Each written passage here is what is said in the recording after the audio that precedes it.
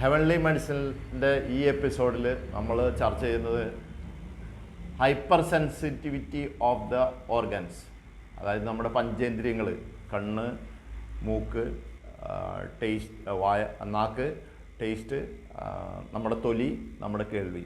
അപ്പോൾ ഈ പഞ്ചേന്ദ്രിയങ്ങളിൽ ആ ഓർഗാൻസിൻ്റെ ഹൈപ്പർ സെൻസിറ്റിവിറ്റിയെ പറ്റിയാണ് പറയുന്നത്. ഇത് സാധാരണ സംഭവിക്കുന്നത് ശരീരത്തിൻ്റെ ചൂട് കൂടിയ മനുഷ്യരിലാണ്. അതായത് ശരീരത്തിൻ്റെ ഓരോ കോശങ്ങളുടെയും പ്രവർത്തന വേഗത കൂടിയ ആൾക്കാരിലാണ്. മിക്കവാറും അവർ തൈറോയിഡിൻ്റെ എല്ലാ സിംറ്റങ്ങളും, സൈൻസ് ആൻഡ് സിംറ്റംസും കാണിക്കും. അപ്പോൾ അവരിൽ സംഭവിക്കുന്ന ഒരു കാര്യമാണ്. അപ്പോൾ നമ്മളത് ആ ശരീരത്തിന് ചൂട് കുറച്ചാൽ ഇത് ബാലൻസ് ആവും. ഇത് ഈ ഹെവൻലി മെഡിസിൻ്റെ ഒരു പ്രത്യേക ചികിത്സയാണ്. അപ്പോൾ ആദ്യമായിട്ട് നമ്മൾ കണ്ണിനെ പറ്റി പറയാം. കണ്ണിനെന്താ ഹൈപ്പർ സെൻസിറ്റിവിറ്റി എന്ന് പറഞ്ഞാൽ നല്ല ഇൻറ്റൻസിറ്റി ഓഫ് ഉള്ള ലൈറ്റിലേക്ക് നോക്കാൻ പറ്റാതിരിക്കുക.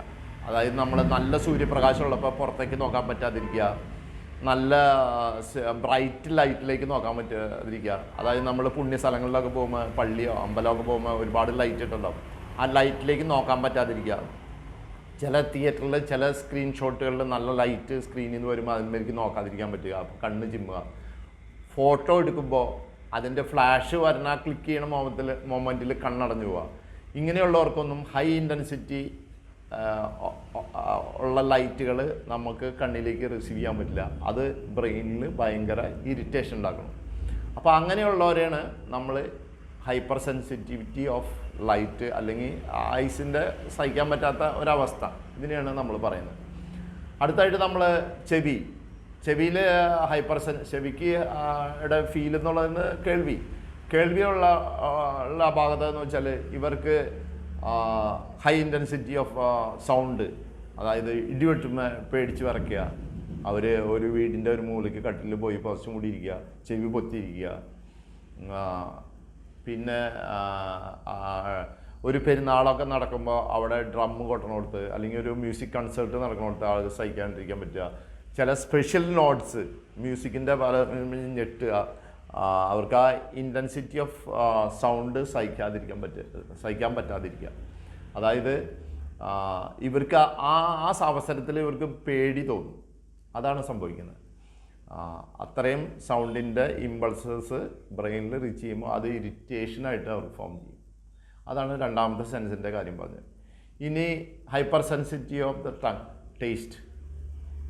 നമ്മൾ രുചി അറിയുന്ന അവയവമാണ് നാക്ക്. അപ്പോൾ ഇതിൻ്റെ ഹൈപ്പർ സെൻസിറ്റിവിറ്റി എന്ന് പറഞ്ഞാൽ എല്ലാ തരം ഭക്ഷണം കഴിക്കാണ്ടിരിക്കാൻ പറ്റുക. ഹൈ ഫ്ലേവറുള്ള, അതായത് ഹൈ ഫ്ലേവർ എന്ന് പറഞ്ഞാൽ ഉപ്പ്, മുളക്, പഞ്ചസാര, മധുരം, അങ്ങനെ കയ്പ്പ്, ഇതിലുള്ള ഹൈ ഇൻറ്റൻസിറ്റി ഉള്ള സാധനങ്ങൾ കഴിക്കാൻ പറ്റാതിരിക്കുക. ചില ഫുഡുകൾ കഴിക്കാൻ പറ്റാതിരിക്കുക, ഫുഡ് കഴിക്കുമ്പോൾ ഓക്കാനം വരിക. നമ്മൾ പഞ്ചസാര, ചില മനുഷ്യർക്ക് പഞ്ചസാര ഒരു കുറച്ച് പഞ്ചസാര ഇട്ട് അലിപ്പിച്ച് തിന്നാൻ പറ്റാതിരിക്കുക.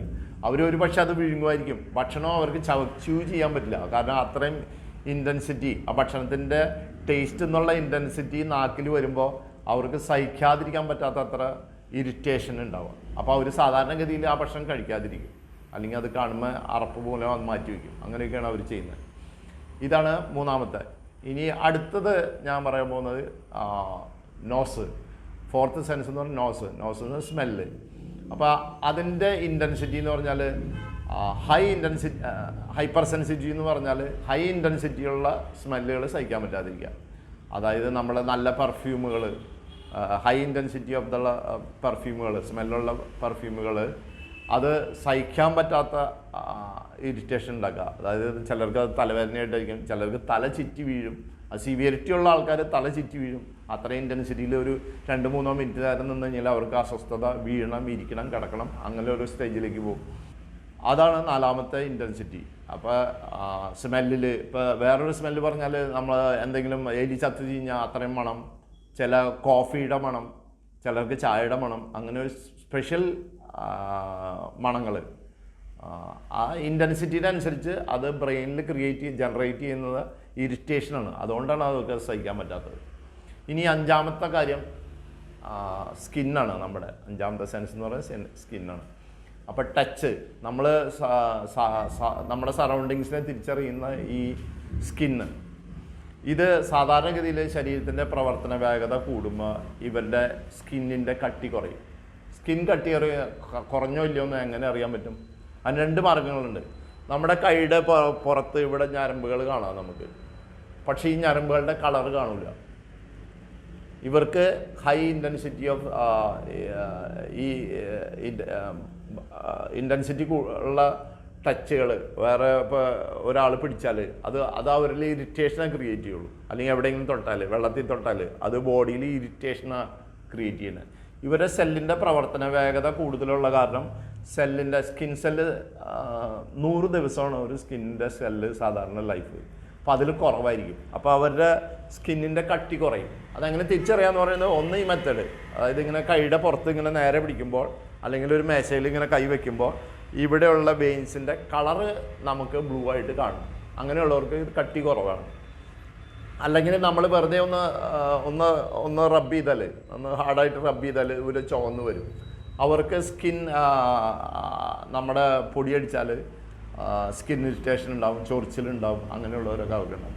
അവരുടെ ഇൻറ്റൻസിറ്റി കൂടുമ്പോൾ അവർക്ക് അതേപോലെ തന്നെ നമ്മൾ ഇൻഹെയിൽ ചെയ്യുമ്പോൾ എന്തെങ്കിലും ഒരു കാര്യത്തിൽ ഇൻഹെയിൽ ചെയ്യുമ്പോൾ വീസിങ് ഉണ്ടാവും.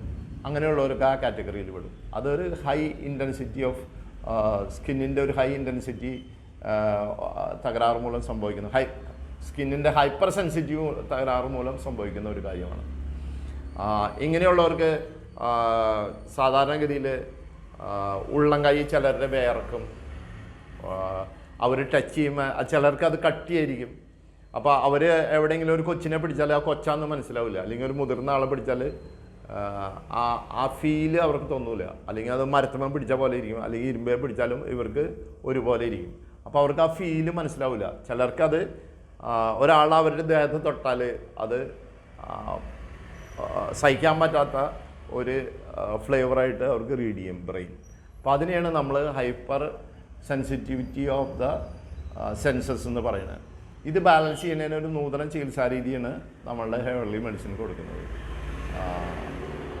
സ്കിന്നിൻ്റെ ഹൈപ്പർ സെൻസിറ്റീവ് ഉള്ളവർക്ക് ഒരുപാട് ബുദ്ധിമുട്ടുകളുണ്ട്. അവരുടെ വളർച്ചയെത്തി വിവാഹപ്രായത്ത് അതിൻ്റെ ഓപ്പോസിറ്റ് സെക്സ് ഇവരുടെ മേത്ത് പിടിച്ചു കഴിഞ്ഞാൽ ഇവർക്ക് സഹിക്കാൻ പറ്റില്ല, ആ ഇൻറ്റൻസിറ്റി ഉള്ളതുകൊണ്ട്. ഹൈപ്പർ സെൻസിറ്റീവ് ഉള്ളവരുടെ അവർ ഇവിടെ ദേഹത്ത് തൊട്ടാൽ ഒരു ഞെട്ടും അവർക്കത് ആ ഫീല് സഹിക്കാൻ പറ്റില്ല, പെട്ടെന്ന് പേടി വരും. ഇതൊക്കെ ഇങ്ങനെയുള്ളവർ സംഭവിക്കുന്നതാണ്. നമ്മൾ ചെയ്യുന്നത് ശരീരത്തിൻ്റെ ചൂട് കുറയ്ക്കുകയാണ് ചെയ്യുന്നത്. ചൂട് കുറയുമ്പോൾ ഈ സെൻസിറ്റീവിൻ്റെ ഈ ഓർഗാൻസ് പ്രൊഡ്യൂസ് ചെയ്യുന്ന സെൽസിൻ്റെ ഇമ്പൾസസിൻ്റെ വേഗത കുറയും. അപ്പോൾ അത് നോർമൽ സെൻസിൽ ഫീൽ ചെയ്യും. അങ്ങനെയാണ് അത് ക്യൂർ ചെയ്യുന്നത്. അപ്പോൾ എന്നെ ശ്രദ്ധിച്ച എല്ലാവർക്കും ഹെവൻലി മെഡിസിൻസിൻ്റെ നന്ദി രേഖപ്പെടുത്തുന്നു.